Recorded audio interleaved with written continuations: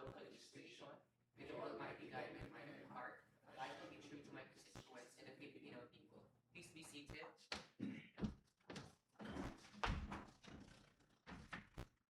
Good morning, everyone. Secretariat, please call the roll.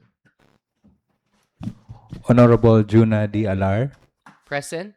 Honorable Christopher James S. Sulamilio, Honorable Lucille L. Credo, Honorable Edmond T. Pagbunukan, Honorable Howard A. Enriquez, Honorable Nelson T. Bandoles, Honorable Analisa A. Tinaco, Honorable Prince Carl T. Baga, Honorable Mario T. Pascobilio, Honorable Sheena V. Truita. Mr. Chair, there are 7, 8 including you, present for today's session. Since there are 8 members present, I therefore declare a presence of a quorum. Let's move on to the reading and consideration of the minutes of the previous session held last June 16, 2026. Any correction?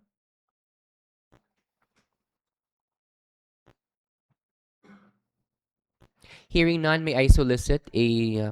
you are recognized, Councilor Credo. Okay, thank you, Mr. Chair. Mr. Chair, I move to dispense the reading and approve the previous minutes, June 16, 2026, Mr. Chair. There is a motion to approve or dispense and then approve the reading of the previous minutes of the regular session held last June 16. Any second to the motion? Duly seconded. Any objection? Hearing none, the motion is approved. Let's move on to the privilege hour. I see a raise of hand. Councilor Baga, you are recognized.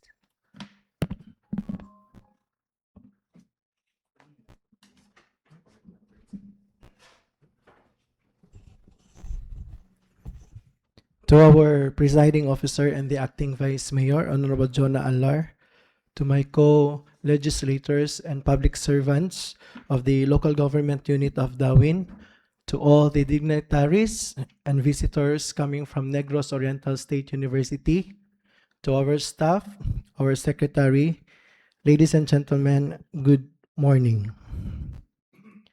This privilege hour is all about regarding the withdrawal and changes of the ordinance, an ordinance establishing the annual celebration of Araw ng Dawin and allocating funds thereof. Mr. Chair,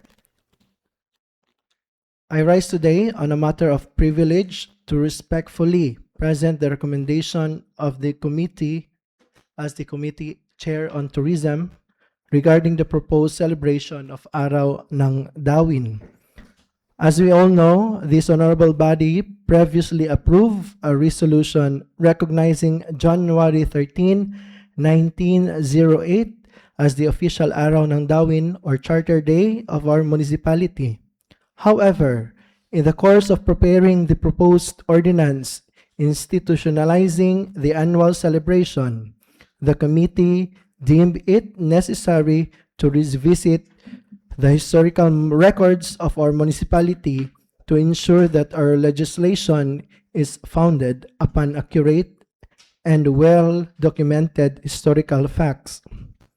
Through the historical research and documentation provided by Dr. Peter Dayot, it was established that on May 1, 1901, Governor General William Howard Taft, then head of the Philippine Civil Commission, ordered the strict implementation of the provisions of Municipal Code number 82 throughout the Philippines.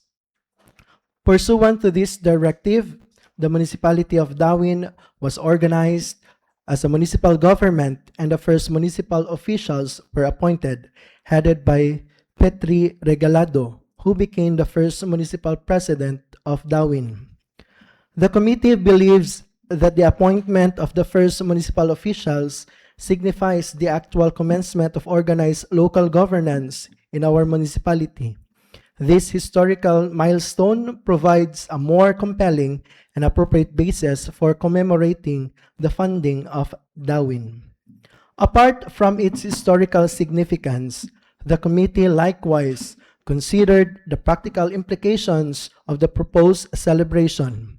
By adopting May 1 as the official Araw ng Dawin, the municipal government will have sufficient time to recover and replenish its financial resources following the numerous activities and expenditures incurred during the Christmas season and the month of January.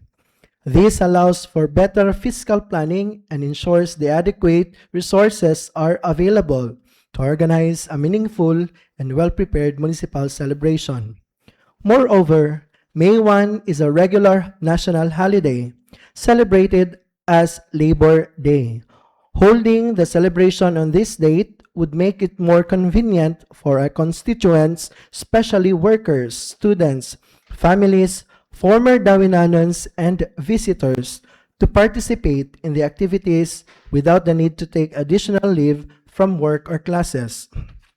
This provides an opportunity for greater public participation and strengthens the spirit of unity and community that this celebration seeks to promote. For these reasons, the committee respectfully recommended the withdrawal of the previously approved resolution declaring January 13, 1908 as the official Araw ng Dawin in order to pave the way for the filing and consideration of a new measure recognizing May 1 as the official annual celebration of Araw ng Dawin. This recommendation is not intended to diminish the importance of January 13, 1908, but rather to ensure that the municipality adopts a date that is both historically defensible and administratively practical for future generations. It is our sincere hope that this honorable body will give due consideration to this recommendation as we continue to preserve the rich history, cultural heritage, and identity of our beloved municipality of Dawin. In view of the foregoing, the ordinance establishing and institutionalizing the celebration of Araw ng Dawin shall be lobbied for third and final reading during today's regular session of the Sangguniang Bayan of Dawin, Negros Oriental, Philippines, authored by Honorable Jonah Alar and sponsored by yours truly, Honorable Prince Carl Tubog Baga. Thank you and good morning. Thank you, Mr. Presiding Officer, and thank you so much to my dear colleagues. Thank you very much, Councilor Baga. Any comment, opinion with regard to Councilor Baga's privilege speech? Hearing none, let's move on to the next part, which is the question hour. Do we have resource person or resource persons for the question hour? Hearing none, let's move on to the committee reports. I see a raise of hand, Councilor Solamilio. You're recognized.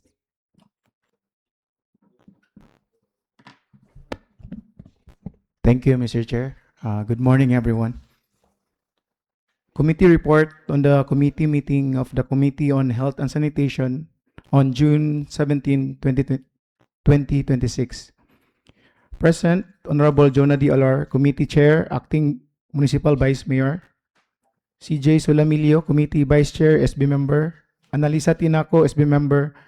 Lucille L. Credo, SB Member. Prince Carl T. Baga, Committee Member, SB Member. Emmanuel Caduya, Provincial Agriculturist. Arlene Corsame, Provincial Agriculturist. Dr. Mel Payi, Municipal Health Officer. James Arnold Baga, Barangay Kagawad of Barangay Panumtuban. Marnie O. Credo, Municipal Sanitary Inspector, and some owners of farms, piggery and poultry, Michael A. Partos, Arlene Amoran, Adonis Amistoso, Efren Partosa, Marciano Bentolero, Jesus Bentolero, Ann Istokuning, Ken Istokuning, Jennifer Gantala, Jeneline Batal, Marlon Gutierrez, Julius Mahinay, Sid Del Pino, Alvin Bangaisiso, Ronald Buhisan, Nora Claro, Abilino Dataro, Criselda Umaging, Rochelle Josert, Al Bantayanon, Raven Olasiman, Milbin Taan, and Nelson Bendejo. Concerns. During the discussion, it was found that the increase in flies is not only caused by overripe mangoes but also by chicken dung that is commonly used as fertilizer. It was also found that most of the chicken dung comes from outside the municipality. It was also discovered that some piggery growers do not have septic tanks for proper waste disposal, which may contribute to the increase in the fly population. In addition, most piggeries do not have sanitary permits. According to Dr. Melpai, if this problem will not be addressed, constituents may suffer from diarrhea, hepatitis A, parasitism, asthma, and can be fatal, especially for the vulnerable like babies, senior citizens, and immunocompromised. Suggestion. It was suggested that owners should maintain cleanliness in their farms. They should use chemicals to help control flies. Animal feed should be stored in storeroom as exposed feeds may attract flies. Chicken manure should also be properly stored and always managed. It was also discussed that commercial farms with 51 heads or more are required to secure a mayor's permit and a sanitary permit. They must also comply with requirements of the DENR and attend the required seminars before they can be granted free status. Recommendation: pre-stocking inspection. Before chicks are placed in the poultry facilities, the local government unit shall conduct an inspection to ensure that all requirements and standards are met. Pre-harvest inspection. Prior to harvest, the Provincial Veterinary Office and the Municipal Agricultural Office shall jointly inspect poultry farms to verify compliance with animal health, biosecurity, and regulatory standards. Promotion of organic fertilizers production. Adopt the practice implemented in Mabinay, where Farmers Association acquired equipment that converts chicken manure and pig waste into organic fertilizer. Similar initiatives should be encouraged in other municipalities to promote proper waste management and sustainable agriculture.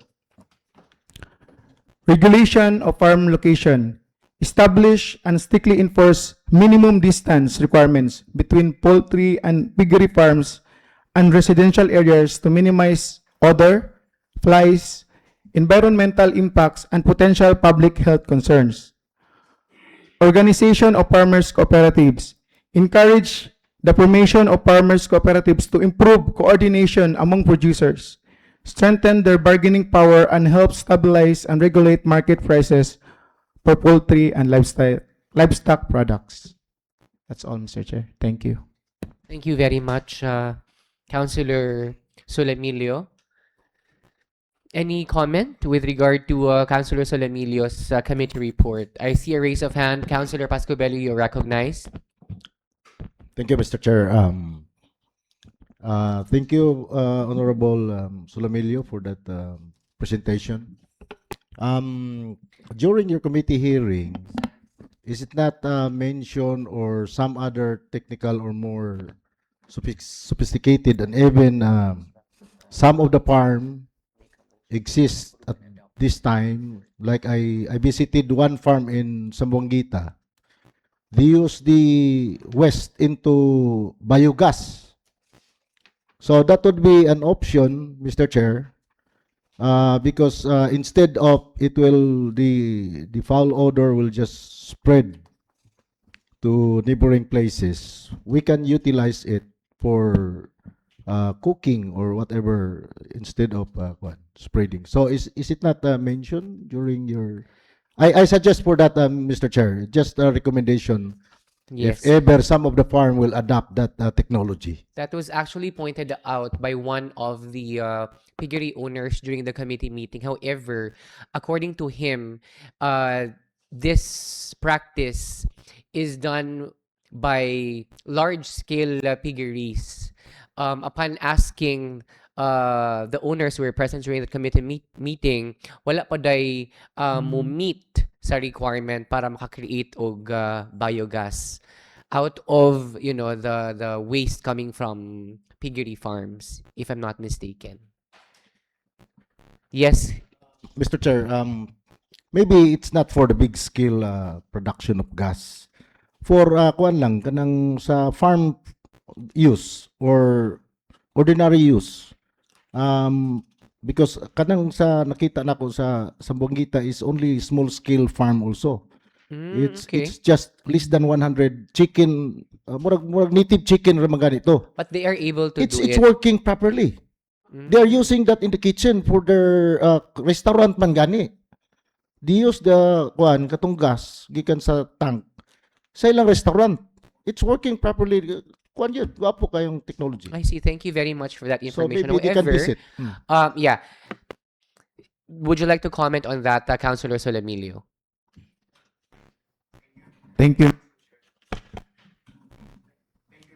Like this. Thank you, Mr. Chair. Regarding, Mr. Chair, before, ang akong farm, kay naman po ko'y piggery before, gi-check to siya sa mutaod og biogas from Valencia. I think siya man ang nagbuhat, murag siya ko'y nagsugod, Mr. Chair. Yang gilantaw ako ang heads.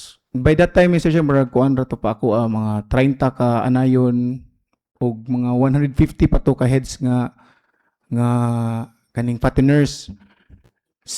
Wala pa to na-approve sa iya kap kay tungod kulang pa daw unya ang magama og biogas. Magdala gud siya iyang kaugalingon nga trabahante kay sila gyud mo gama sa septic tank kay as of now naman ko septic tank nga upat ka buok. Pausob gud niya tanan. So mugasto gud ka og dako para lang pagtaod sa pagpubuhat sa septic tank. Unya, I don't know og kanang imuhang suggestion basig bag-o na nila nga na bag-o na kay I think ang DA pod na ilibre nga giingon. So basin if ang giingon ni Ma'am Corsame ma-okay to nga naa daw tagaan ang DA og libre nga para biogas sa mga farms nga mga gagmay nga mga ginagmay nga farm. So I think ato to nang i-try og ask basin na kay contact ato kap atong i-try og ask og unsa iyang gibuhat para ato og pilay iyang nagasto pag pabuhat atong biogas. Mr. Chair, correct si Honorable Solemilio. Katong trabaho po datong farm dito is from sa Valencia. Maura siguro na. But I talked to Attorney Arbon from the UST. There is a small scale biogas design at the moment. In fact, he invited me to visit one farm in Occidental. Kaya na ay ginagmay ra nga skill. So maybe we can tap the UST on this matter para ma-adapt nato there is Darwin para ma-maximize nato ang gamit sa gas, no? Kasi that's right nga gasto gyud. Of course we have to spend, especially kada mga businessman mo spend gud na sila na. But since we are I think modifying or amending or fabricating or drafting ordinance, probably we can also include if this is viable. That's my recommendation, Mr. Chair. Thank you very much for that information, Kap. For sure, we will look into that. And of course, we will ask the Committee on Health, headed by Acting Committee Chair, Councilor Solemilio, to incorporate that in the incoming ordinance that he is about to sponsor. Okay. Basically, no, ang katuyuan pod atong committee meeting nga atong gipahigayon or committee hearing is to look for recommendations. And sa mga recommendations pod nga na kuha nato during the committee meeting is that before magbutang og piso ang mga poultry farms, was that mentioned, yes, Councilor Solemilio? No. Before magbutang og piso, there should be an inspection first. Inspect usa di ay ang ilahang mga farms sa taga provincial vet o sa municipal agriculture before nila ibutang ilang mga piso sa ilang mga farms, which we do not practice, no? And giklaro sa taga-provincial agriculture or the provincial agriculturist himself said that there should be a close coordination between farm owners and provincial veterinary and the municipal agriculture. Kaya tan-awon usa gyud daw nila. And in addition, before mag-harvest na pod, no? The provincial vet and the municipal agriculture will need to inspect the farm again before ipahigayon ang harvesting. So very clear siya, no? In addition, in Mabinay, their farmers, they created a farmers association. Nya dako man kay ng Mabinay. In fact, they are already a first-class municipality niya. Dako gyud kay ilahang lugar, no? Their association purchased an equipment that makes their chicken dung, pig waste into organic fertilizer. And then, ang equipo, it costs 30 million. So, 30 million daw. However, naaday ka ng smaller ato, which will cost us 15 million. So, it can be a possibility, no, for Dawin to purchase the same equipment so that dili na magproblema. Kay nani man gud ang mahitabo. Ang atong mga poultry and piggery farms, they donate their waste to local farmers. Unya ang atong mga farmers dili pod matarong og abono sa ilahang mga farms pod ang ilahang ang chicken dung o ang pig waste. So dapat moagi sa siya proseso before iabono. And then currently naigi-create si Governor Chaco nga kuan nga council, no? Fly Control Council. Kung wala ko na mali, Fly Control Council. We can also closely coordinate with that council being created by the governor para makabaluta unsay mga panginahanglan unsay kinahanglan nga mga proseso nga pagasundon sa ato mga poultry o piggery farms. And then it was also suggested that we replicate what is being practiced in the municipality of Mabinay. We also create our own farmers cooperative and be able to control our prices diri sa atong lungsod. So it is highly suggested that Councilor Solemilio and the Committee on Health start with crafting the ordinance that's being needed sa atong lungsod para makontrol nato. Dili lang ang langaw, no? Dili lang ang langaw sa atong lungsod kana pong medyo taas nga presyo if we are to compare it in other municipalities or even cities. Yes, what's the pleasure of Councilor Salamilio? With that, Mr. Chair, I move to approve and adopt committee report on the committee meeting of the Committee on Health and Sanitation on June 17, 2026. I so move, Mr. Chair. There is a motion from Councilor Solemilio to approve and adopt the committee report. Duly seconded, the motion is approved. Thank you very much for that, Councilor Solemilio. Let's move on to our calendar of business. Secretariat, please. Letter from Honorable Alvin B. Truita, Acting Municipal Mayor, respectfully requesting the August body for the adoption of the Dawin Tourism Development Plan, calendar year 2027 to 2030, care of Honorable Prince Carl T. Baga. Councilor Baga, you are recognized. Thank you, Mr. Chair.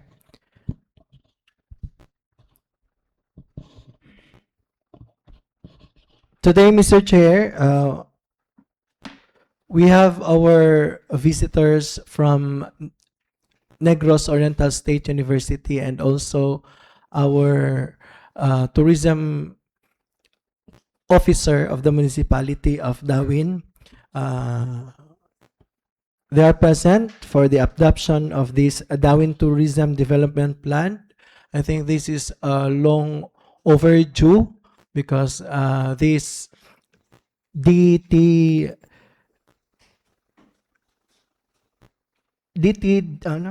Dawin Tourism Development Plan, I think this was made for a couple of months and I was being present in one of the stages, planning stages of this plan, and I was also present during the opening and the closing. And they are here now to give us insights with regards to this matter. With this, Mr. Chair, I move to suspend the rules to entertain our visitors from Negros Oriental State University and also our tourism officer. There is a motion to suspend our rules. Duly seconded. Our rules are suspended. You may proceed, Councilor Baga.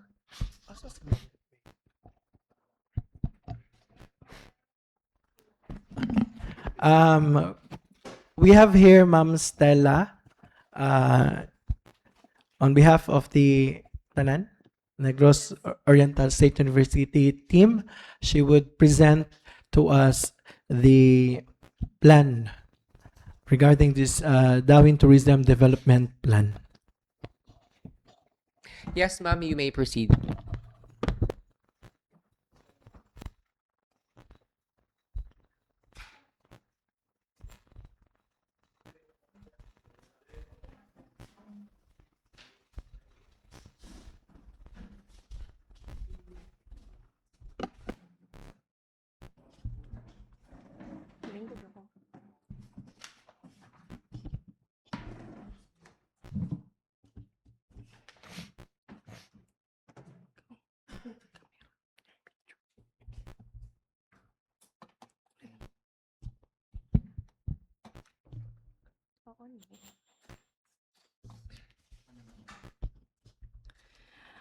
Good morning, everyone. In behalf of Negros Oriental State University, Honorable Vice Mayor and councilors, good morning. We are here today to present this request for adoption of the Tourism Development Plan already endorsed by the Municipality Development Council and the Tourism Council. But before that, let me take you to how the process has been. So, Darwin, the municipality of Darwin requested Negros Oriental State University to help the crafting of the tourism development plan. And in March 17, 2022, a week after the request was approved, a week after, I think March 24, this was approved and by the university president and was endorsed to the college. And after which, there were a couple of consultations back and forth, visiting the municipality and also the university on how are we going to conduct this process.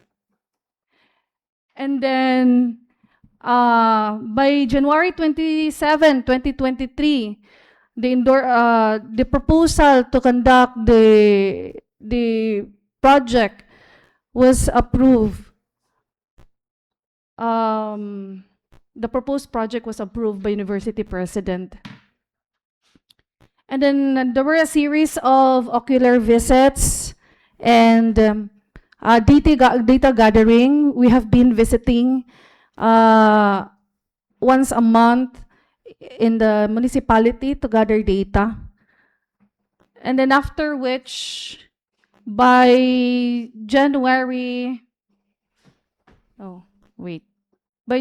23 to 24, 2024, there was we conducted the first seminar workshop. So we presented what are the legal bases in doing so, we have oriented the processes of the plan, and then there was an orientation of the tourism industry, the mileage of not only of Darwin but also the Philippines. We presented also the data gathered in the municipality. We did site attraction evaluations, problem identification, problem tree analysis, and then We ended the 2-day with the presentation of outputs. And then after which, by April 23 to 24, we also again presented the output which was processed already by the university. So, and then by which we did goals, objective settings, workshops, strategy formulation. We did programs, projects, and activities for identification. And then we ended again the 2-day seminar workshop with a presentation of outputs. So this plan was prepared through a participatory process. We did a series of consultation, data gathering, series of seminar workshops. We presented, reviewed, and this was endorsed by the Municipality Development Council, Municipality Tourism, Culture, and Arts Council, and now we submitted it to the Sangguniang for adoption via ordinance. The plan is it's a new idea. It has been vetted by our own technical people and stakeholders. Today, we ask you to give it legal force. Let me also give you a overview of the plan, which later on I will also show you the whole plan. But let me give you a summary. So Chapter 1 presents the municipal profile, which highlights demographic trends, economic basis, solid waste, public safety, and governance. Chapter 1 established that Dawin both has assets and governance track record to execute this plan. Chapter 2 presents tourism assets and infrastructure. There is an inventory of 21 tourist attractions, 42 accommodation establishments, 26 dive shops, accessibility, good national road, amenities. Chapter 2 shows our strength, but also reveals critical gaps, especially the lack of accredited dive shops and accommodation facilities. So the plan directly addresses this. In Chapter 3, there are 2 areas. First, we have situational analysis. I just highlighted 2 core problem identification, problems identified, like, this is not probably luck, but there is gaps, no, in terms of laws, policies, and guidelines. We found out there's a weak institutional framework for coordination and support. The problem 3 effect is that low foreign arrivals would result to low receipts because there's uncompetitive products which at the end has low economic gains.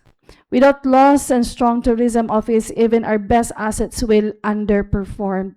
So these are the root causes the plan solves. Another area in Chapter 3 is the SWOT and prioritization. There's a page of list of the SWOT analysis, but let me just highlight this. Strengths, of course, we have our foreign reserves, heritage, church, local products. Weaknesses, underdeveloped sites, weak enforcement, no accreditation, DOT accreditation for that matter. Opportunities, we have the upcoming Bakong Airport, and you have the Dive 7 brand, and of course the national support. Threats, we have climate change and short political cycles. So among those prioritization, we rank San Nicolas Church, Baslay Highland Brew Coffee, and Apo Island as the highest score, in which it indicates that these destinations has all the potentials to be international destinations. So we know where to invest. The ranking guides our budget and effort. Chapter 4. Chapter 4 shows the strategic framework. There are 2 strategic objectives, which is to establish, update are tourism-related ordinances and guidelines. For example, this is just the few. Anti-littering ordinance, heritage ordinance, the PAMB, Asharga Agreement for Scuba Diving, Local Ecotourism Technical Working Group. Objective 2 is to capacitate frontliners and improve infrastructure. For example, again, there is a lot of, this is, I think, 4 pages of strategic framework, training, infrastructure, and training on marketing. Chapter 5 is the implementation plan. So this is a phased approach starting in 2027 to 2030. Year 1, there are enactments of ordinances, training for best batch, heritage mapping, and then year 2 or 3, rehabilitation of the Baslay Hot Spring, launching of marketing campaigns. And then year 4, probably there will be a completion already of infrastructure, evaluations, and updates. This is a total estimate budget, of course, phased, of over 40 to 45 million over 4 years.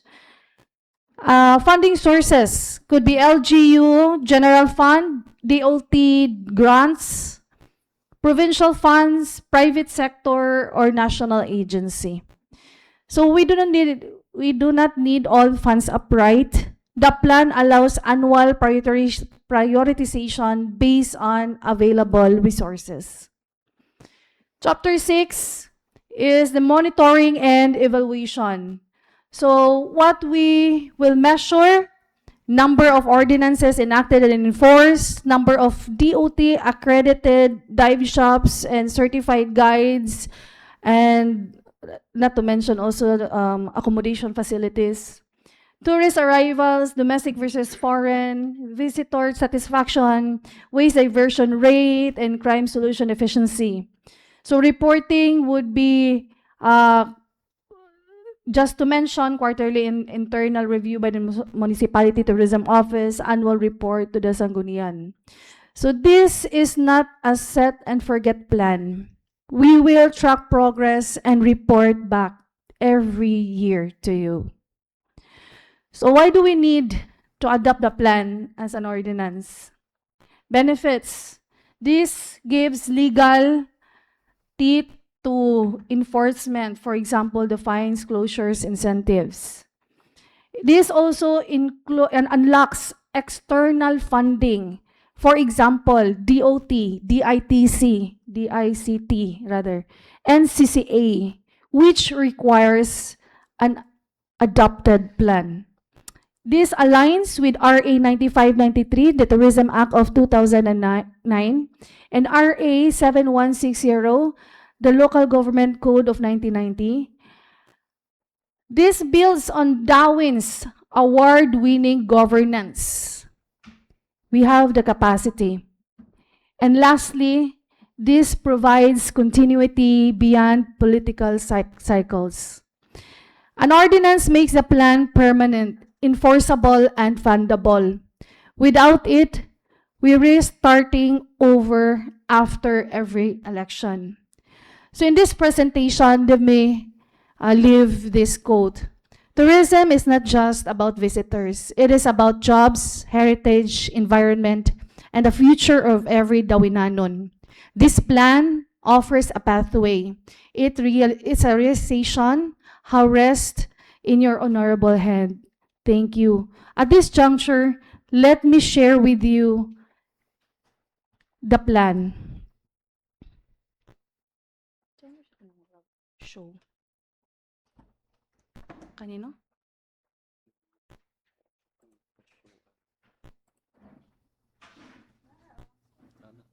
Kanila? Yeah, I don't think we have to go over. We will just browse Okay. so that you will just see that there are a lot of contents and there are a lot of data that we had gathered. So this is chapter 1. the municipality profiling. This is Chapter 2, Municipality Tourism Profiling.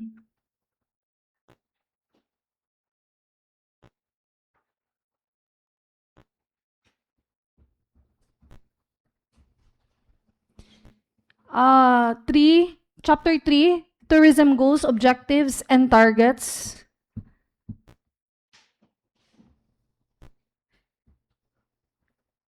And we have Chapter 4, Strategic Direction Framework. 5, Implementation Plan for Priority Programs, Project, and Object Activities. And 6 is Monitoring and Evaluation.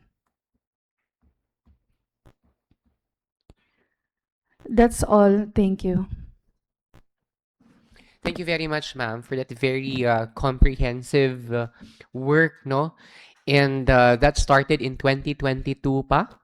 No, actually, that was when the municipality requested, and there were a couple of negotiations. And then I made the proposal because it will entail a cost for us also. So the after a lot of consultation from Darwin, what is going to be their share and our share and all those stuff. So upon all the process of endorsement, and there was still first and second endorsement from our university.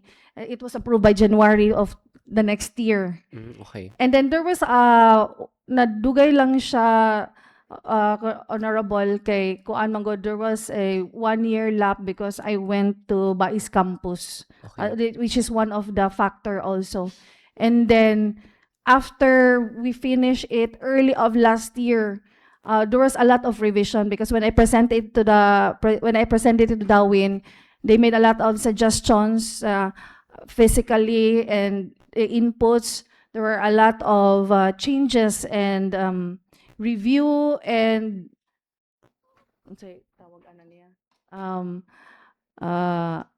additional informations and datas that we needed to update with the data. And so that is all. Thank you. So just to be clear, ma'am, it was the LGU who requested Foundation University to make the study. Is that correct? In 2022? No, the municipality of Darwin requested. Correct. That's what Negros- I'm yes, sir. asking. Negros Oriental State University. It was the LGU who asked, NORSU to conduct the study. Yes, to help them facilitate. Have you the done the same study in other municipalities, or this is the very first? This is the first, sir. Okay. So we thank the initiative, ma'am, no? And I have heard nga doon na po yung mga estudyante nga nagtabang ani nga study. No, sa kuan lang sa when we were gathering data. Okay. When we were po. gathering data, there were Honorable Sheena, no? Was still a student, my student then. Okay. But ma'am, there is one thing nga murag wala kayo nato natagaan og weight. No, I've read actually katong gihatag pod sa SB secretary nga hard copy ninyo. There's one thing nga medyo wala nato natagaan og weight. If I may ask, ma'am, if I may ask everyone, when do we commemorate an existence of a person?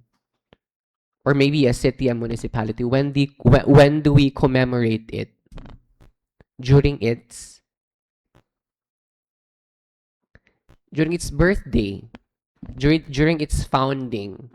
But we miss to emphasize that and include that in the study. When was Darwin founded? And that was mentioned by Honorable Prince Carl Baga in his privilege speech. No, there was a mention of January 13, 1908, and there was a mention of May 1, 1908, if I'm not mistaken. So I think we also have to commemorate the founding of Darwin as a municipality. In the ordinance that we have lobbied before the SB, we are proposing May 1 1901 or 1908? 1901 as the official founding of our municipality because we believe nga kana siyang adlaw maog yoy among kinahanglan pagasundon because during that date maoy pinakaunang adlaw nga naka create or naka-appoint og mga municipal officials, no? Kung wala ko na mali si Mr. Regalado ang pinakaunang municipal president. President pa ang tawag ato, no? Dili mayor, and then naa siya secretary, naa siya treasurer, napud siya municipal councilors. Na-mention ninyo na dito sa inyong introduction, na naman na dito, no? Oo. But however, wala gyud nato na kinibang natagaan og weight kaayo. Kanus amang gyud na mugna ang Dawin as a municipality. Oo. Kay ang para manggod ako no ang history it gives kuan ba ka ng it gives magnet to tourists kay para nako kung moadto ko sa ka lugar ang pinakauna gyud nakong tukion is ang history kaya bang storytelling driven promotion ana moadto tag usa ka lugar moadto tag baslay mainom tag kape didto but how did it start? Kinsay nagbugna sa baslay? Kinsay namuyo anang baslay kaniadto? Moadto tag kining Dawin Church. Kinsay naghimo? Kinsay nagpanday anang atong Dawin Church? Kinsay mga lumulupyo kaniadto aning Dawin? Dili enough nako nga moadto na kog Dawin Church nga mo tan-aw lang ko sa structure. Mo tuki pod ko kung unsay history anang lugara. I think we should put more weight on history, ma'am. Kining atong ginihimo nga development plan. Oo. Honorable, if I may, actually, what di lang siya makuano, di lang siya maklaro, no?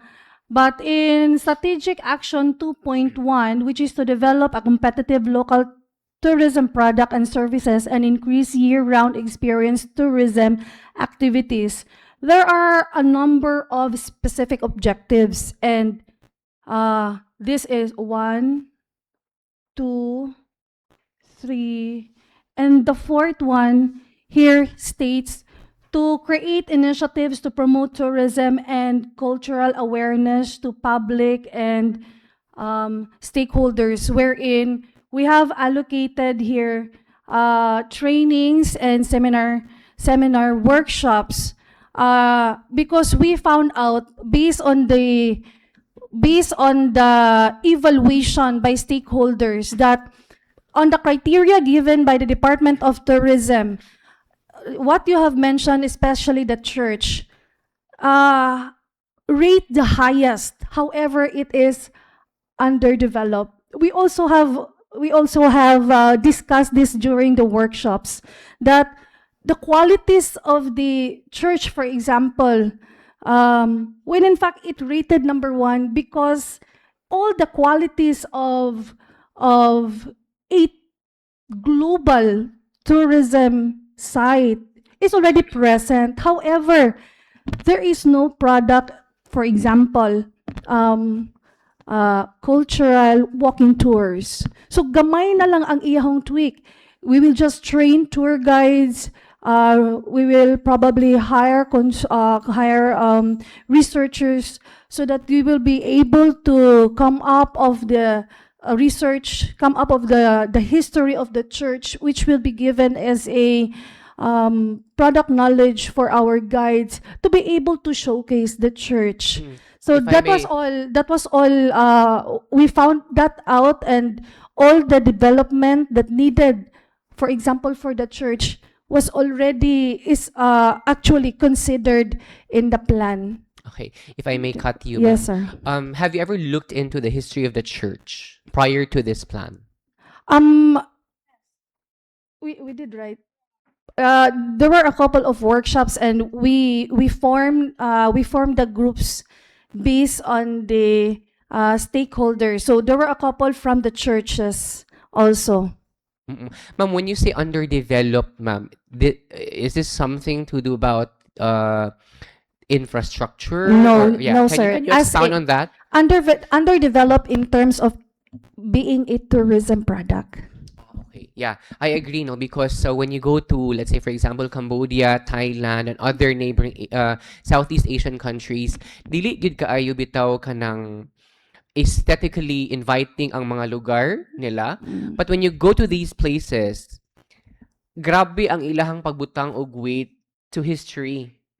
Moadto kag usa ka lugar bisag sapa lang, sapa ra gyud nang ingon sila nga diri gikuha ang mga bato nga gihimo sa kanang what do you call that Taj Mahal, no, not Taj, that's in India. I forgot the name, but nice struck na kanang #1 tourist attraction sa Cambodia nga ang ilaha ko ng mga bato gidto gikuha sa sapa. So ubanon pug ka nalito sa sapa, nya sapa ra gyud imong adtuon. Pero wala gyud siya kung imong ikumpara sa atong mga sapa diri sa atong nasod, layo ra gyud kay ilaha. Pero once you go there, mura man kag ma-fascinated nga ay diri di ay gikuha ang mga bato nga gihimo mga building, no? So murag ikaw ma-attract gyud ka sa ilahang mga destinations, sa ilang mga tourist spots despite not being aesthetically inviting. So mo nang niing ko nga let's put more weight on history because it's the magnet that attracts tourists. No, kanang barang storytelling driven promotion. Yeah.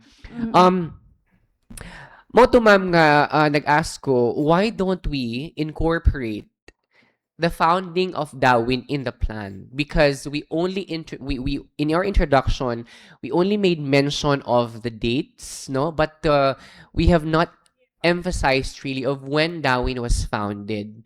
So can we include in the plan the official founding of Darwin as a municipality, since we already lobbied an ordinance proposing that May 1, 1901 be considered as the official founding of Darwin as a municipality?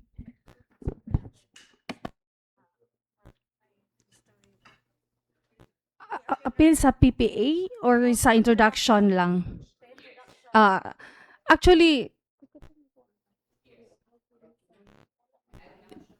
Yes. In addition to that, I have reviewed the activities listed.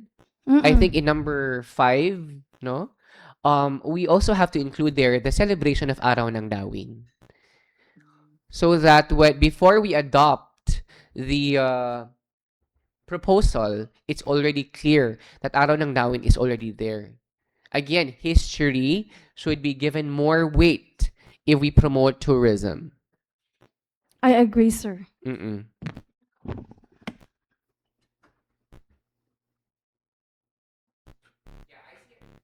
Sorry, I see a raise of hand. I apologize for that. You are recognized, Councilor Baga.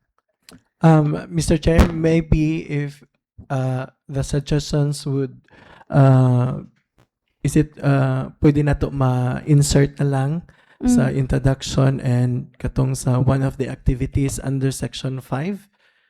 I think para mapaspas na to kay we have still more kuan pa man agenda to tackle. So kanis niya Mr. Chair, I think ma'am, naade ko'y pangutan na apil man diri tong mga na-identify nga mga tourist spots nga pwede nato ma-improve or wala na improve, na renovate, apil man diri to sa planning, ma'am, no? Okay, kaya naaray concern, at least for the benefit of the doubt, atong mahibalan nga naa-apil siya and ato pong hatagan og pagtagat soon. Thank you, Mr. Chair. Thank you very much, Councilor Baga. Councilor, before I recognize Councilor Baga, our resource persons raised will say something. Yes, sir, you're recognized. So good morning, presiding officer and the rest of the councilors.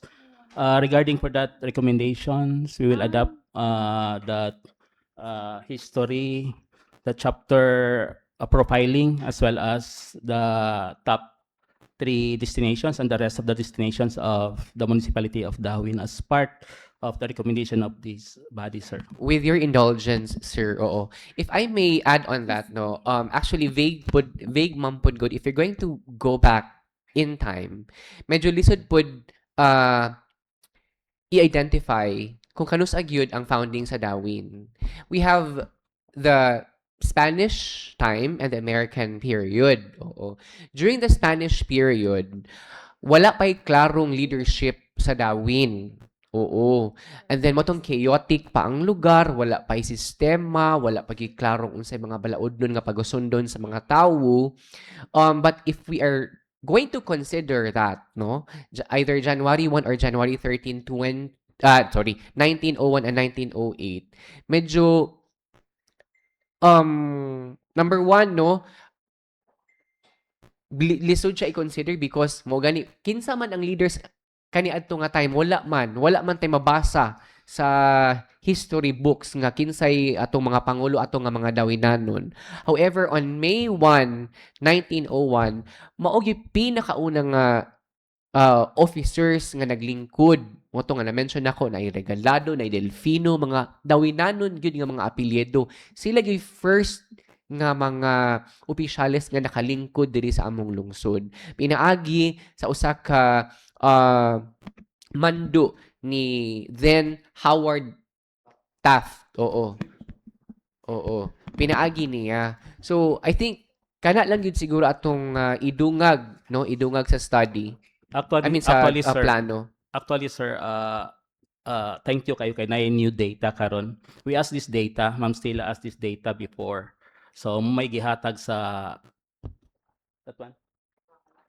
Ana. So may gihatag nga data. So maybe we can add kana na. There.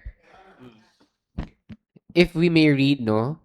In 1900, the Castona government of Negros was established. During this period, town officials were appointed rather than elected, with Perti Regalado serving as Jefe. How do we read that? Jefe Local, Eugenio Delfino as secretary, and Domingo Delfino as treasurer, following an order from Governor General William Howard Taft on May 1, 1901. The provisions of the municipal code were strictly enforced, leading to the appointment of new town officials. Prior to this, sir, naapag January 1, napoy January 8, but wala man tay lista kung kinsang opisyalis atong panahon na. Unya, wala pa klarong panggobyerno adtong panahon na. Kini pa lang gyud nagsugod nga klaro na gyud ang panggobyerno sa lungsod sa Darwin. So mao to nga pinaagi sa privilege speech kanina ni Councilor Baga, nihangyo siya sa SB nga why don't we consider May 1 as our official founding. Sige po.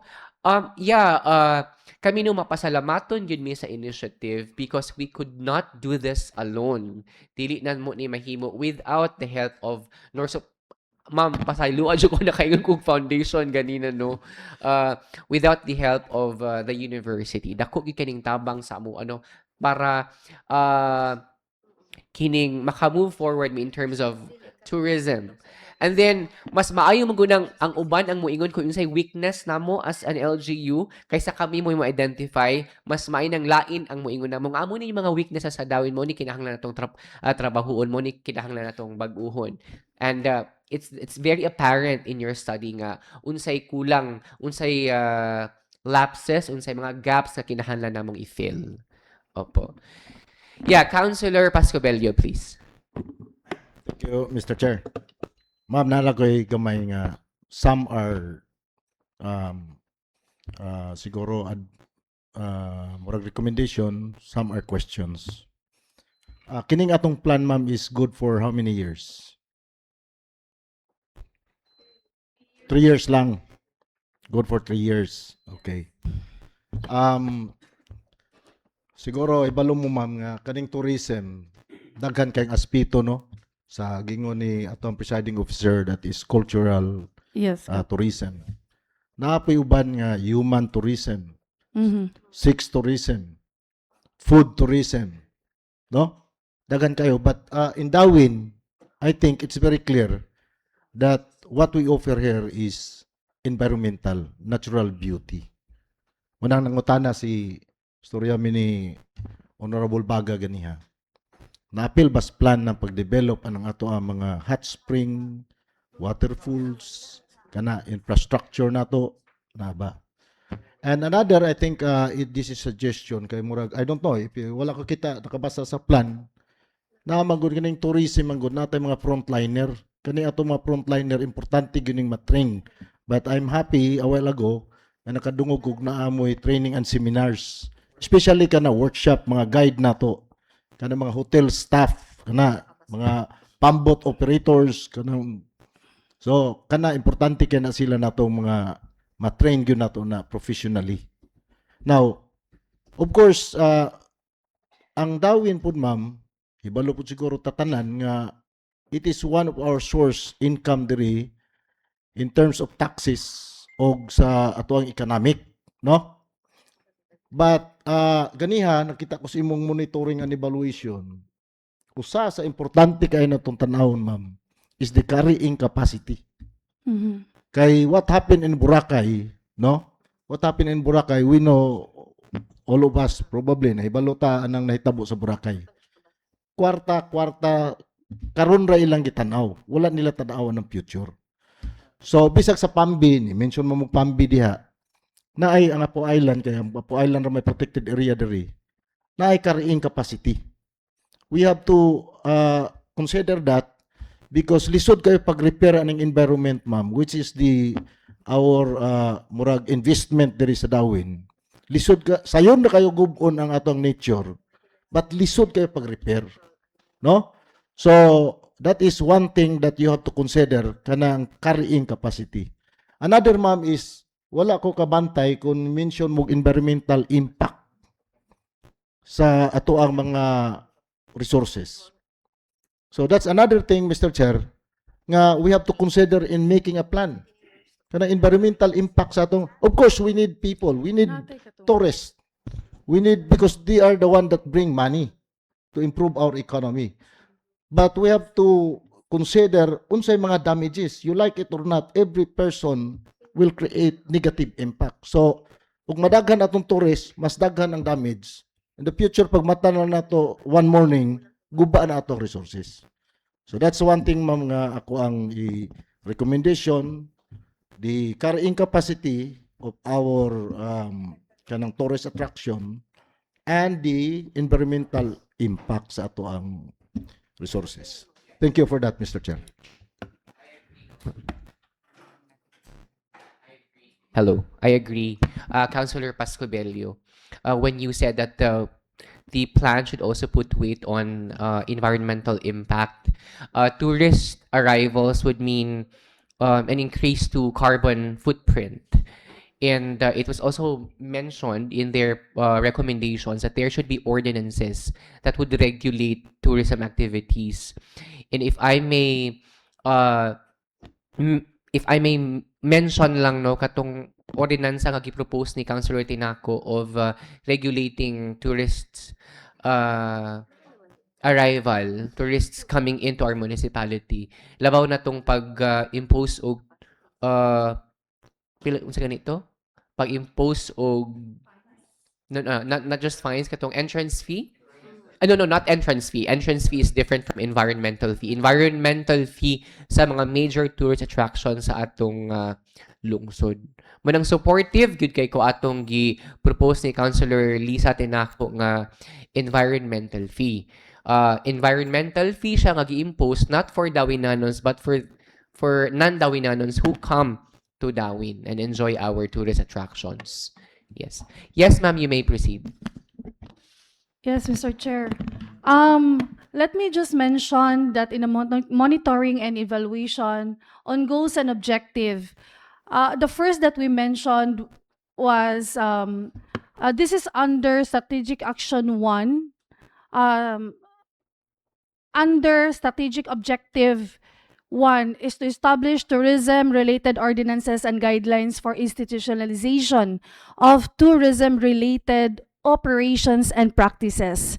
And Action 1 is create and or update ordinances related to environmental, sanitation, including penalties and or fines. So, carrying capacity, if determined, can be controlled by an ordinance also. I guess that is one of your concerns, sir. And then, with regards to capacitation of our stakeholders, we have included that in strategic objective number 2.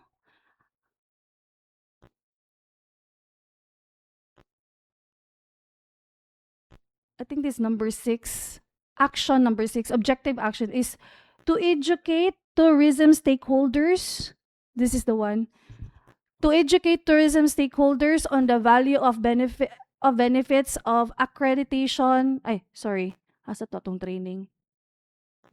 We have plenty of training here.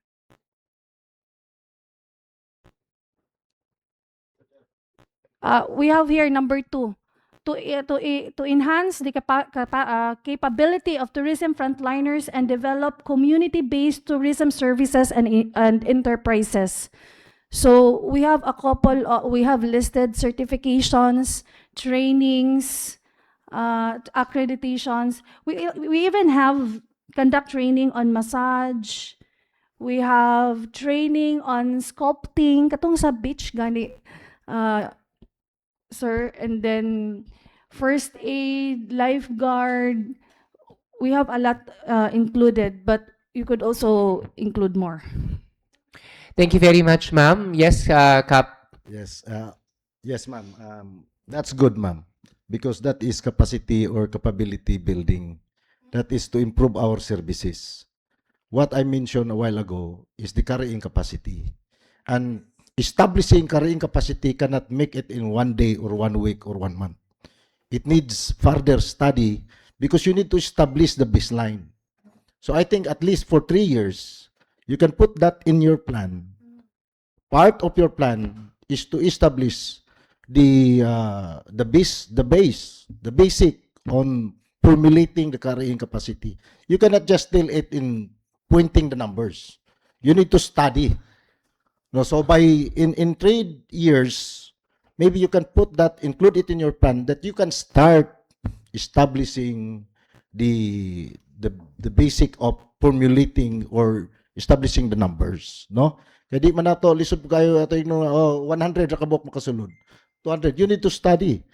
Pilagay iyahang in terms of the volume of the people that the resources can adapt, no? Kay we will not gusto man tagdahan tawo kay daghang income, but we have to consider also the resources. So it needs study. That's what I mean. And there is someone maybe from Norso can do it, no? So for 3 years, while maybe next plan na pod, we can establish already the capacity. But for this time, probably we can start, no? Okay, it takes time, as what I said. Yes, Your Honor, I think that is under the product development, which is also part of the plan. Product Okay. development. Thank you. All right. Yes, I see a raise of hand, Councilor Solamilo. You may proceed. Thank you, Mr. Chair. Ganiha sa iyang report, Mr. Chair, nakita nako nga if mo daghan na ang mga visitors diri sa atong lugar, magkadaghan pud ang ato ang basura. Sa akong nabal-an, gikan nimo nga ang atong sanitary landfill of di na to ayuhon pag-manage 2 years from now mapuno na siya. So I think it's high time for us nga mangita og pamaagi unsa atong mabuhat sa future nga para pod sama sa gingon ni Kapitan Mario nga ang nahitabo sa ubang lugar nga ang ubang basura naabot na sa dagat. So nangadaot sa dang ilahang coastal nga mga like sanctuaries. So Mr. Chair, basin maapil unsay plano sa ato ang LGU regarding mapadak-an ba ang atong sanitary landfill, mapalit batag yuta para andam pohon if ever daghan ang bisita diri sa atong lungsod. That's all, Mr. Chair. Thank you for raising that again, Councilor Solamilio. No, we have asked the LCE actually to make a drastic move para sa atong landfill. Ulan kusog, no? Kay again, medyo alarming na ang status sa atong landfill, and in fact that was included in the observations of Norsu, no? nga medyo kinahanglan nagpagtagad ang atong uh, correct. Oo. Nya, we are promoting Darwin as the premier tourist destination in the province, and then dili nato matagad ang atong landfill. So, yeah, we are calling the executive department to do something kining sa atong landfill. Yes, what's the pleasure of our sponsor, Councilor Baga? Mr. Chair, murag ato sa ninggi adapt with katong sa ato ang recommendations nga pwede nato ma-insert dito katong mga concerns. So kana lang. Okay. So before atong Now, before you proceed, no, I'd like to say something lang in addition to what has been discussed. There should be a close coordination with the Sangguniang Bayan Committee on Tourism and the Tourism Office, and also with NORSU, which we did not do in the first place prior to this. Kaya I am a member of the Committee on Tourism. We could have been, we could have been invited, we could have been included in the discussions prior to approving and adopting this development plan. However, we did not do that. And also, I'd like to suggest to the Tourism Committee and the Tourism Office that prior to lobbying these matters to Sanggunian, for us not to consume a lot of time, dapat giuna gyud ni siya sa committee level. Para pag-abot din sa Sangguniang Bayan session, a little discussion na lang, approve na diretso. Committee level pa lang ni siya daan. There should have been a resolution in the committee endorsing it to the Sangguniang Bayan session. Para sa session, ma'am, we didn't have time, man. Where could we ask our questions to you? So, dili lang sa session. If we were invited in the discussions prior to this day, na-plan siya na nato tanan dito pa lang sa committee level. I hope you get my point. Okay, so akong suggestion is, let's adopt this resolution being asked of us. The resolution is to adopt the Darwin Tourism Development Plan for 2027-2030, provided that they include in the plan our history and the celebration of Araw ng Darwin every May 1st. Can we do that with the indulgence of the members of the Sanggunian? Councilor Pascobello. The carrying capacity, Mr. Chair, should be included there, and the environmental impact assessment, no? Kaya that is a very important subject or action that must be in the plan. Kaya plan naman ni atong gamon. Yes. Otherwise, sunod na po ang plan, magamaan late na. Ulahin na. Yes po. Thank you very much. Yeah. What is the pleasure of NORSU? With regard to our suggestions, ma'am.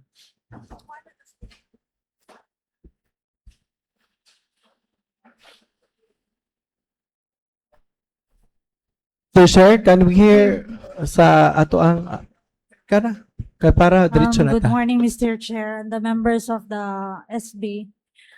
For the carrying capacity, maybe we will just incorporate with the DNR for the datas. And then for the environmental impact, we will also include that cap. And then for the history, if we may allow to use the study of Sir Pen Larena, the one I showed to you, Mr. Chair, so that we will include the persons involved during the 1901 and 1908, so that it will be included in the history. Yeah. However, we will consider May 1, 1901 as the annual celebration. Oo. Ang mga reasons naa sa privilege speech ni Councilor Baga. So paki-include na lang tong mga gipang cite nato didto nga mga rason sa inyong defense pod nganong May 1 man siya. Okay. Okay, thank you, Sige. Mr. Chair. Mr. Chair? Councilor Baga. Okay, so murag natakol na nato tuon sa mga need to include with that, Mr. Chair, I move to lift the suspension of the rules in order for us to adopt this Darwin Tourism Development Plan for the calendar year 2027 to 2030. There is a motion to lift the suspension, duly seconded, or rules are restored. Mr. Chair? You may proceed, Councilor Baga. Before the motion, I would like to say thank you sa ato ang Negros Oriental State University from the College of Tourism. Headed na diri ato ang Assistant Dean, a proud Dawinanon from Lipayo, Negros Oriental.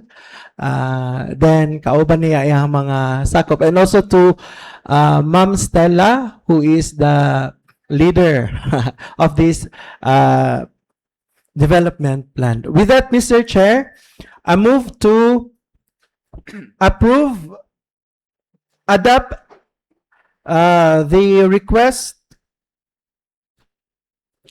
the Darwin Tourism Development Plan for the calendar year 2027 to 2030, provided that the suggestions, concerns, and recommendations be included in this development plan. Can you make mention of the conditions, Councilor Baga, please? Number 1, the history.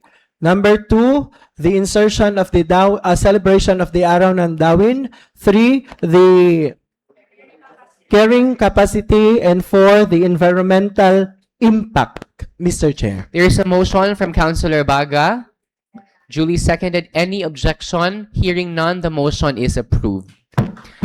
On behalf of the SB, we thank you all, ma'am, mga sir, mga ma'ams. Salamat gid kaayo sa inyong pagtambong sa among session karong buntaga. We wish to see you all again, no?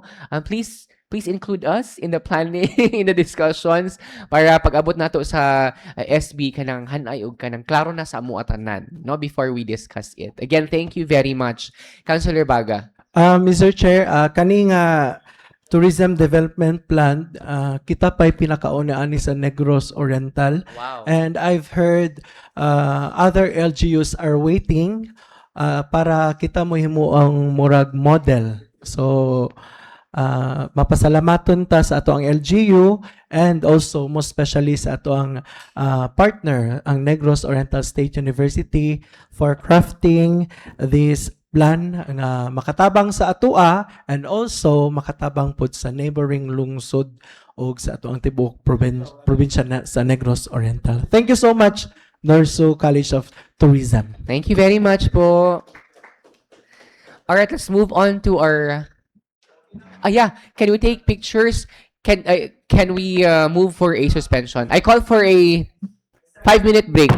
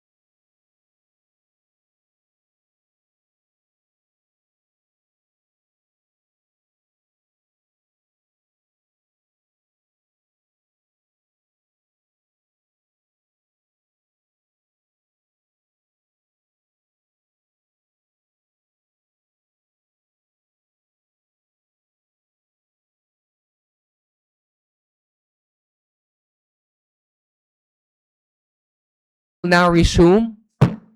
Item number 2.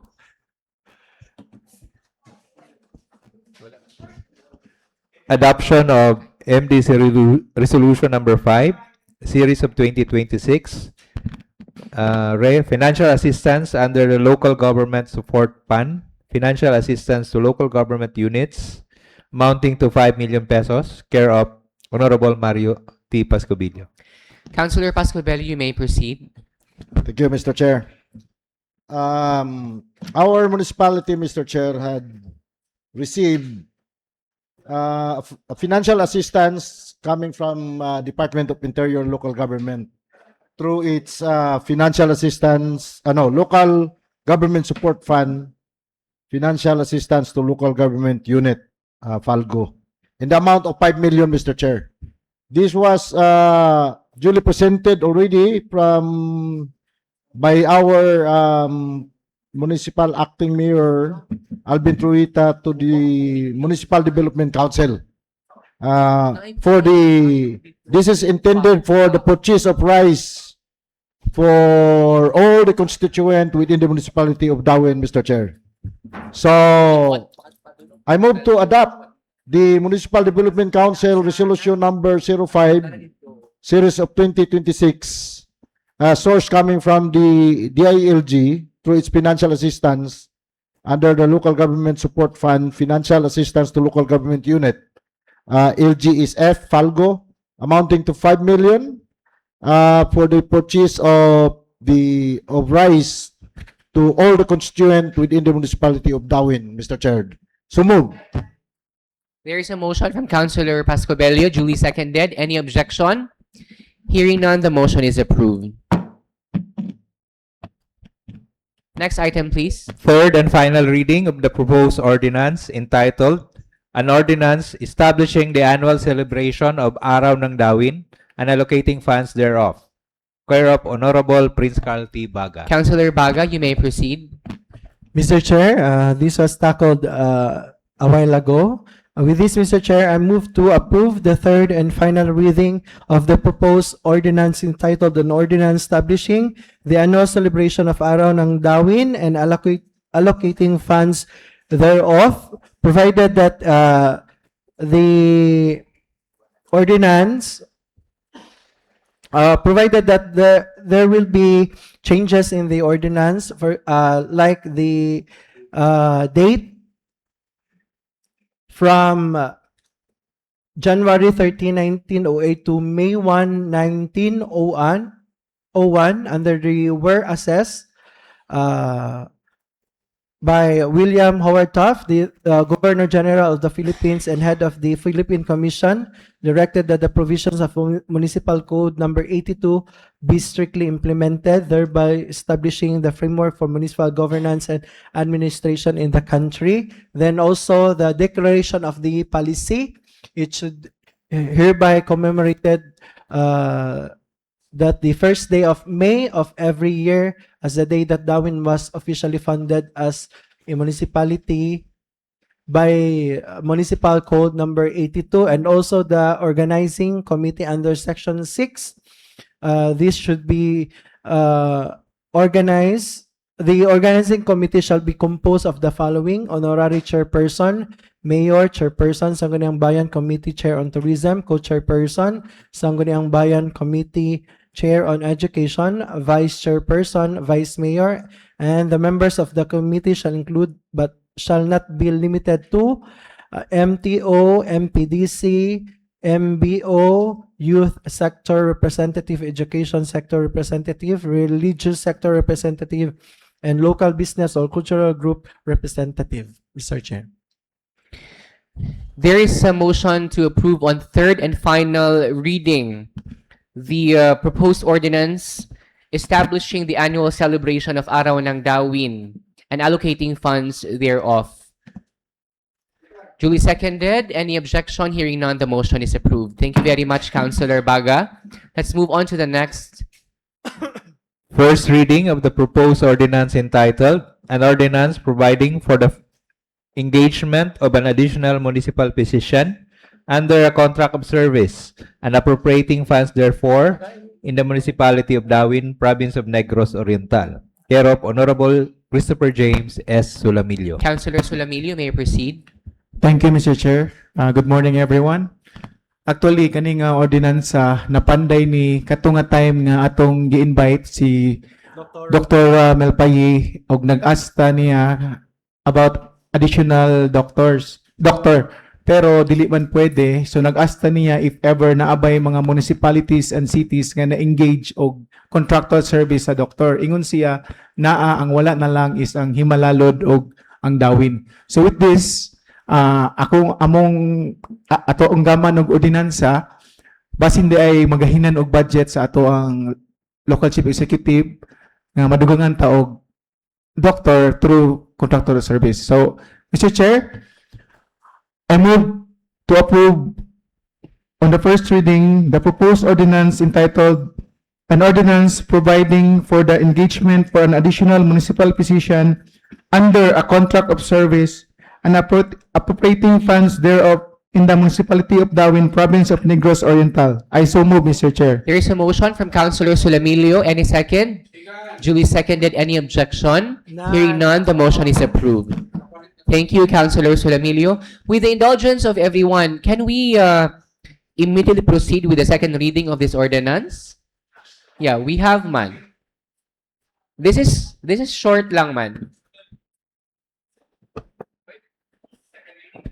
Yeah, can we proceed with the second reading? After? Okay. Let's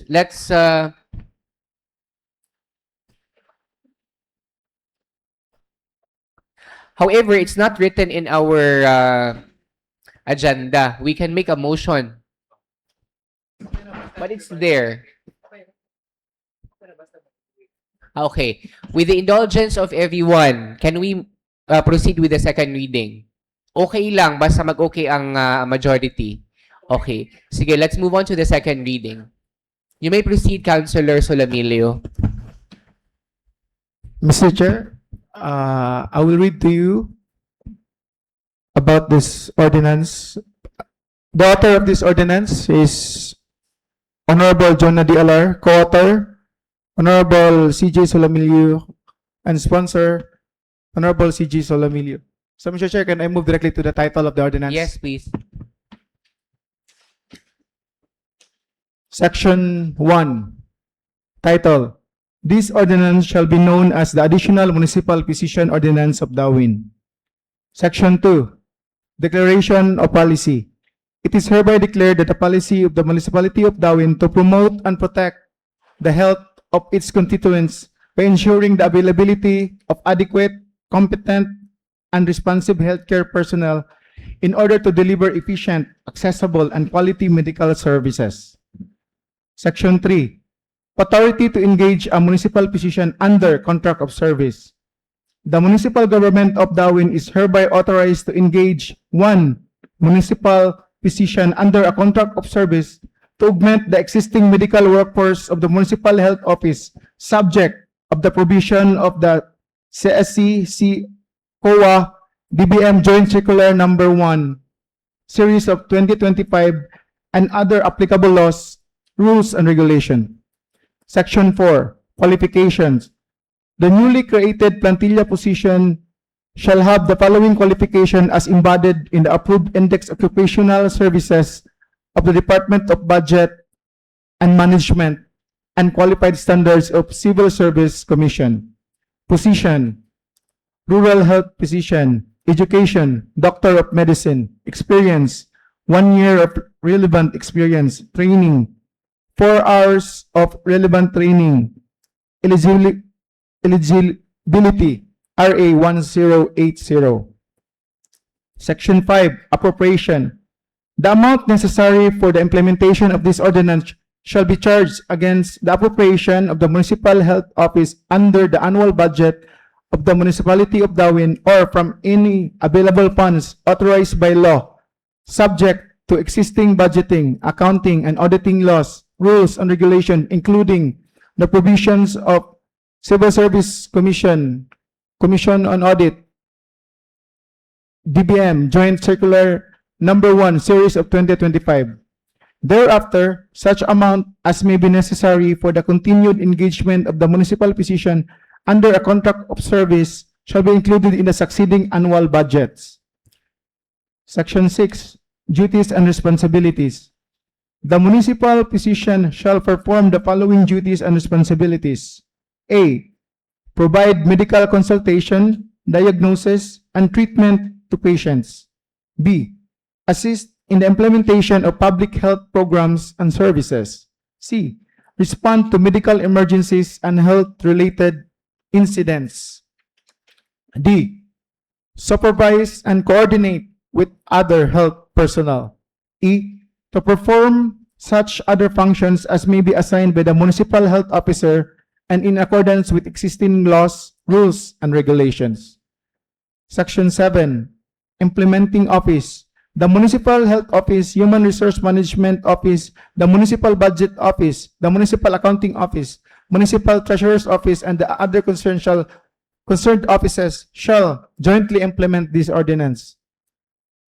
Section 8. Separability Clause. If any provision or part of this ordinance is declared invalid or unconstitutional, the remaining provisions not affected thereby shall continue to be in full force and effect. Section 9. Repealing Clause. All ordinances, executive orders, rules, and regulations or parts thereof of which are inconsistent with the provisions of this ordinance are hereby repealed, amended, and modified according to insofar as they are inconsistent with the provisions of this ordinance in the municipality of Dawin, Negros Oriental. Section 10. Effectivity. This ordinance shall take effect immediately upon approval. Thank you very much, Councilor Solamilio. Any question? Suggestion? Hearing Yeah, hearing none.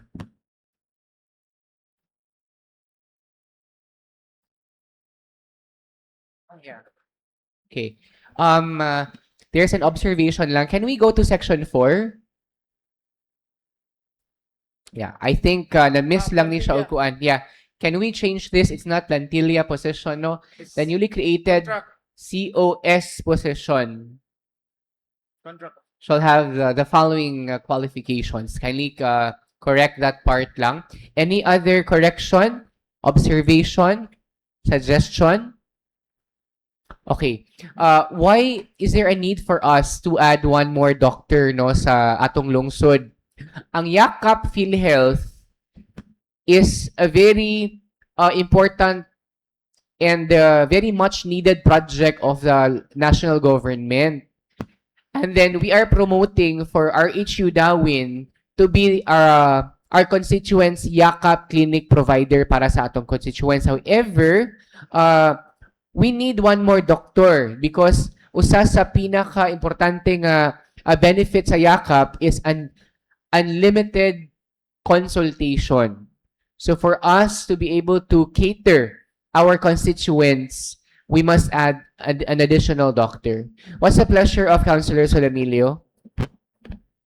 Chair, I move to approve on the second reading the proposed ordinance entitled an ordinance providing for the engagement of an additional municipal physician under a contract of service and appropriating funds therefore in the municipality of Dawin, province of Negros Oriental. I so move, Mr. Chair. There is a motion from Councilor Solamilio. Any second to the motion? Duly seconded. Any objection?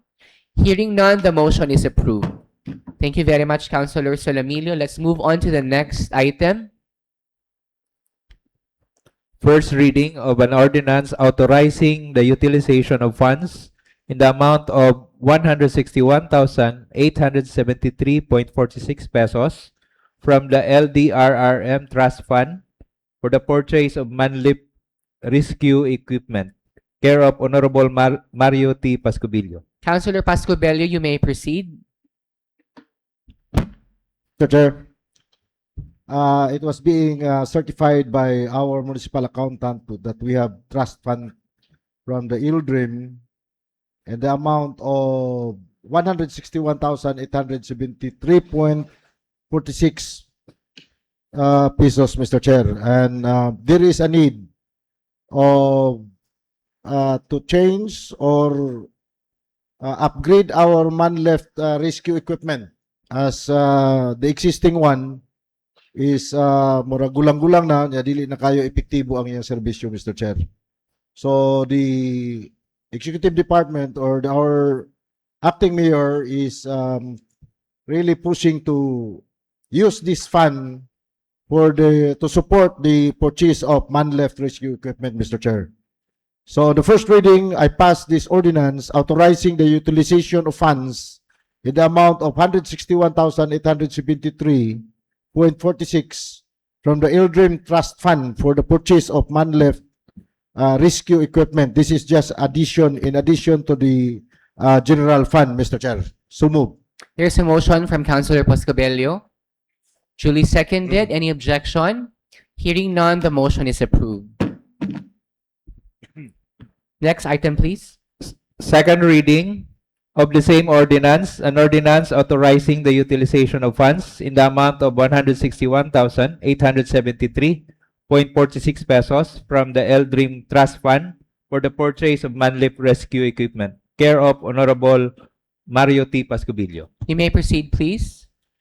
Thank you, Mr. Chair. For the second reading, I move to pass the same ordinance, an ordinance authorizing the utilization of funds in the amount of 161,873.46 from the Eldrim Trust Fund for the purchase of man-left rescue equipment. So move, Mr. Chair. There's a motion from Councilor Pascobello. Duly seconded. Any objection? Hearing none, the motion is approved. Next item. Third reading of an ordinance authorizing the utilization of funds in the amount of 161,873 pesos and 46 cents from the Eldrim Trust Fund for the purchase of man-lift rescue equipment, care of Honorable Mario T. Pascubillo. You may proceed, please. For the third and final reading, Mr. Chair, I move to pass the same ordinance authorizing the utilization of funds in the amount of 161,873.46 from the Eldrim Trust Fund for the purchase of man-left rescue equipment. So move, Mr. Chair. There's a motion from Councilor Pascobello. Duly seconded. Any objection? Hearing none, the motion is approved. On third and final reading. Next item, please. First reading of the supplemental budget number 4, an ordinance appropriating the amount of 2,731,049 pesos, 0.06 from the Eldrim General Fund, calendar year 2025, for the purchase of man-lift rescue equipment, care of Honorable Mario T. Pascubillo. Councilor Pascobello, you may proceed. Thank you, Mr. Chair. I remember last session, this was already, we already passed a resolution authorizing to use this fund from the general fund, Mr. Chair. This is now an appropriation ordinance. So, for the first reading, I move to pass an ordinance appropriating the amount of 2,731,049.06 from the Eldrim Trust Fund, calendar year 2025, for the purchase of man-left rescue equipment. So move, Mr. Chair. There is a motion from Councilor Pascobello. Duly seconded. Any objection? Hearing none, the motion is approved. Next item, please. Second reading of the supplemental budget number 4, an ordinance appropriating the amount of 2,731,049 pesos, 0.06 from the Eldrim General Fund, CY 2025, for the purchase of man-lift rescue equipment, care of Honorable Mario T. Pascubillo. You may proceed, Councilor Pascobello, please. Thank you, Mr. Chair. For the second reading, the same ordinance, I move to pass an appropriation ordinance in the amount of 2,731,049.06 from the Eldrim General Trust Fund, General Fund, calendar year 2025, for the purchase of man-left rescue equipment. So move, Mr. Chair. There is a motion from Councilor Pascobello. Any objection? Hearing none, the motion is approved. Next item. Third and final reading of the same supplemental budget number 4, an ordinance appropriating the amount of 2,731,049 pesos, 0.06 from the Eldrim General Fund, CY 2025, for the purchase of manlift rescue equipment. Care of Honorable Mario T. Pascubillo. You may proceed. Thank you, Mr. Chair. For the third and final reading of the supplemental budget number 04, I pass an ordinance appropriating the amount of 2,731,049.06 pesos from the Eldrim General Fund, calendar year 2025, for the purchase of man-left rescue equipment. So move, Mr. Chair. There is a motion to approve on third and final reading. Duly seconded. Any objection? Hearing none, the motion is approved. Thank you very much, Councilor Pascobello. Next item, please. Resolution returning Sangguniang Kabataan Resolution number 4, series of 2025, enacting appropriation ordinance number 01-2025, annual budget for CY 2025 of Barangay Tugawi for corrections. Care of Honorable Prince Carl T. Baga. Councilor Baga, you may proceed. Mr. Chair, I move to return the Sangguniang Kabataan Resolution number 4, series of 2025, enacting appropriation ordinance number 1-2025, annual budget for calendar year 2025 of Barangay Tugawi for corrections. The reason for this, Mr. Chair, siging gi-contact ang present nga SK chairman niya dili mo reply. So naay mga corrections gipangbutang diri ato ang mga heads sa ato ang budget and uban kinahanglan siya i-return kay naay mga corrections, daghan siyang corrections, so kailangan siya ibalik. But gi-inform na ang SK chairman ang bag-o, wala gihapon mo response. Maybe ako na lang po gi-inform ang ato ang barangay secretary sa Tugawi para mapahibalo ang barangay. So that's my motion, Mr. Chair. Yes, there is a motion from Councilor. But before that, I see a raise of hand. Councilor Pascobello, you may proceed. The reason, ang comments na niya, Na. ang mga correction na nila. Oh, Yes. sige. Yeah. There is a pending motion, duly seconded. Any objection? Hearing none, the motion is approved. Other matters? Announcements? Other matters? I see a raise of hand. Councilor Pascobello, please. No other matters, Mr. Chair. No one raised their hand. So, There is an announcement. There's an announcement. Announcement. Sige, announcement. There is a communication coming from the Municipal Health Office. Kuha ni siya, kabahin og inter-office banner making contest para sa Nutrition Month, nutrition at kalikasan ating pangalagaan. I already forwarded this to our group chat. Yeah. Any motion to refer the invitation to Councilor Prince Carl Baga?